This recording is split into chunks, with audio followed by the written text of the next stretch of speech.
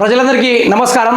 ఇది ఒకసారి వినండి. 3 డేస్ కింద ఒక పెద్ద మనిషిని జర్నలిస్ట్ వారు మరి కాంగ్రెస్ పాలన ఏ విధంగా ఉందని అడిగినందుకే ఇగో బర్రెని తీసుకొచ్చి పాలు బిత్తుకుంటా అంటే దున్నపోతుని తీసుకొచ్చి పాలు బిత్తుకుతామంటే ఏ విధంగా వస్తుందని ఒక పెద్ద మనిషి సామెత చెప్పడంతో ఈరోజు ఆయన రైతు బంధు రాలేదయ్యా, ఈ గత ప్రభుత్వం ఉన్నప్పుడే సకాలంలో రైతు బంధు వచ్చేది, సకాలంలో అందరికీ పింఛన్లు వచ్చేది, సకాలంలో అందరికీ కళ్యాణ లక్ష్మి కింద టైంకి పెళ్ళైపోగానే పైసలు వచ్చేటివి, కెనాళ్ళు వచ్చేటివి, అన్ని పాలన అడగక ముందే గత ప్రభుత్వం అరేంజ్ చేసి పోయిందని చెప్పిన ఆ పెద్ద మనిషి పైన అయితే ఈ కాంగ్రెస్ కార్యకర్తలందరూ కలిసి పోలీస్ స్టేషన్లో అతని పైన కేసు పెట్టడం జరిగింది. మరిగా ముచ్చట ఏ విధంగా ఉందో చూద్దాం ఒకసారి. ప్రజా పాలనలో బెదిరింపులు, కేసులు, చెప్పుదెబ్బలు.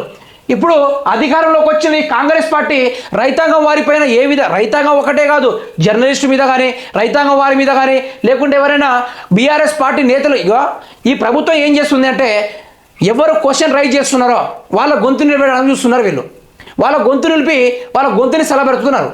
అలా సల్లబరిచి ఈరోజు కాంగ్రెస్ పార్టీకి ఎవరు ఎదురు తిరిగితే వాని పరిస్థితి ఇదే అన్నట్టుగా వాళ్ళు ఎక్స్పోజ్ చేసుకుంటూ వస్తున్నారు, పోర్ట్రేట్ చేస్తున్నారు ప్రజలందరి ముందు. ఇది ప్రజలకు ఒకసారి అర్థం కావాలి. మరి రైతు బంధుకి వారు ఏదైతే పెట్టిన స్కీమ్ ఏదైతే ఉందో వాళ్ళే చెప్పారు కదా, అధికారంలోకి వస్తే కానీ కేసీఆర్ ఇచ్చిన దానికైనా కొంచెం ఎక్కువనే ఇస్తాం, మేమని 15,000 ఇస్తాం ఏడాదికి అని చెప్పిన ఆ కాంగ్రెస్ పార్టీ ఈరోజు అదే రైతు అడిగితే కేసు బుక్ చేయడం జరిగింది. మరి ఇది ఎంత వాస్తవానికి కరెక్ట్? ప్రజాపాలన అన్నారు, ప్రజల నియంత్రణ పాలన అన్నారు, ఈరోజు ఇందిరమ్మ రాజ్యం అన్నారు, అందరికీ స్వేచ్ఛ దొరుకుతుందన్నారు, ప్రజలందరూ తమ స్వేచ్ఛ గొంతు ఉప్పి తమ సమస్యలను ప్రశ్నించాలి అన్న ఈ కాంగ్రెస్ పార్టీ మరి ఈరోజు ప్రశ్నించగానే వారిపైన కేసులు పెట్టడము, చెప్పు దెబ్బలు కొట్టడము, ఇది ఎంత వాస్తవానికి కరెక్ట్? ఈ ప్రభుత్వానికి రైతు బంధు రాలేదందుకు కేసు, అడిగితే చెప్పుతో కొడతానంటూ బెదిరింపులు, తప్పులు ఎత్తి చూపిన వారిపై కేసు పెడతానున్న కాంగ్రెస్ నాయకులు. ఇది కథ. ఇక ఏం చేయాలి? మన మల్లన చేసిన లత్కోర్ మాటలపైన దానిపైన కాంగ్రెస్ కార్యకర్తలు అందరూ కలిసి ఇక చెప్పుతో కొడతారు రైతులందరినని. మన మల్లన్న అంటే ఆ మల్లన్నకు తగ్గట్టు కార్యకర్తలు ఏకమైనలో. మరి కార్యకర్తలు ఏకమై ఈరోజు ఏం చేశారో తెలుసు కదా. మన రైతు బంధు రాలేదంటూ ఒక పెద్ద మనిషి చెప్పడంతో అతని పైన కేసు బుక్ చేయడం జరిగింది. ప్రమాణ స్వీకారం చేసిన నాడు రేవంత్ రెడ్డి ఒక మాట చెప్పారు, రాష్ట్రంలో ప్రభుత్వం ఏర్పడిందని, ప్రజా పాలన కొనసాగుతుందని అన్నారు. ప్రజల స్వేచ్ఛగా తమ అభిప్రాయాలను వెల్లడించవచ్చని ప్రకటించారు. ప్రగతి భవన్ను ప్రజాభవన్గా మార్చారు. అక్కడికి వచ్చి తమ బాధలు చెప్పుకుంటే స్వయంగా తానే విని పరిష్కరిస్తానని చెప్పారు. మరి ప్రగతి భవన్ అన్నాడు, ప్రజా దర్బార్ అన్నాడు, ప్రజాభవన్ని అలా పెట్టేసి ప్రజలు స్వేచ్ఛగా వచ్చి తమ సమస్యలను చెప్తే నేను స్వయంగా విని ఆ సమస్యలను పరిష్కరిస్తానని మన రేవంత్ రెడ్డి గారే మరి ఆ ప్రజాభవన్కి దూరంగా ఏ విధంగా వెళ్ళిపోయిండు, నిజాం ప్యాలెస్కి వెళ్ళి అక్కడ ఎందుకు మకాం పెట్టడం జరిగింది? కాంగ్రెస్ ప్రభుత్వంలో ప్రజలు స్వేచ్ఛగా గొంతు విప్పుకోవచ్చు అని చెప్పినప్పటికీ ఈరోజు రైతు బంధు రాలేదు అని చెప్పినందుకే అతనిపైన కేసు బనాయించిందంటే ఇక ప్రజాపాలన ఏ విధంగా ఉందో చూడండి.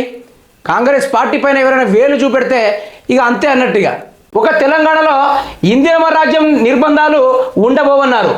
సీన్ కట్ చేస్తే ఈ కింద చూస్తున్నది వాస్తవ పరిస్థితి. మాట్లాడితే దాడులు, ప్రశ్నిస్తే కేసులు, సమస్య చెప్పుకుంటే బెదిరింపులు. ఇది మేము చెబుతున్నది కాదు, 40 రోజుల కొత్త ప్రభుత్వంలో కళ్ళారా చూస్తున్న సంఘటన.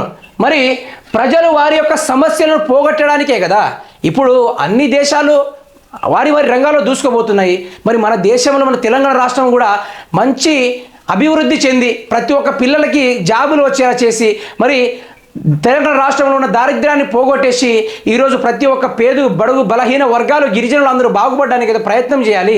మరి మాకు ఈ పథకాలు రాలేదని క్వశ్చన్ చేస్తే వారిపైన కేసు పెట్టుడేంది, వారిని బెదిరించుడేంది, వారిని కొట్టుడేంది, వారిని సావ కొట్టుడేంది? ఈ ప్రభుత్వానికి ఇందిరమ్మ రాజ్యం అని పేరు చెప్పి ఇదా వీళ్ళు చేసేది? రైతు బంధు రాలేదంటే కేసు.